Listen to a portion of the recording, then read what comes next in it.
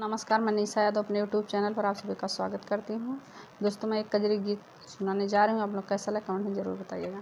भरी आई गंगा उमड़ी आई यमुना, कैसे जाबियुना धनाय अपने नैहरवा, कैसे जाबुना सिकिया कटाई स्वामी नैया बनवैब, चली हो जाबना स्वामी अपने नैहरवा, चली हो जाबना।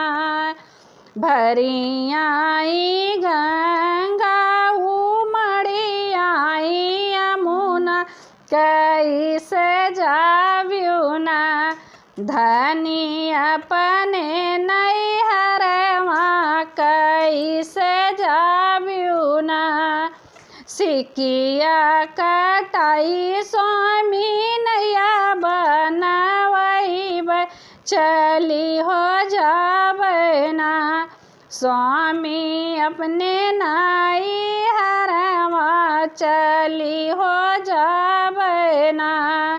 डूबी जई है न टूटी जई है नैया, डूबी हो जाबू धनिया, टूटी हो जई है ना नैहरवा से नाता, टूटी हो जई है ना।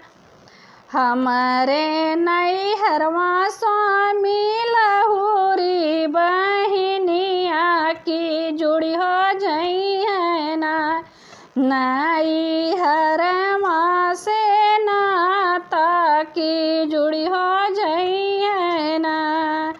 भरी आई गंगा उमड़ी आई यमुना, कैसे जाबियुना धनी अपने नैहरवा, कैसे जाबियुना।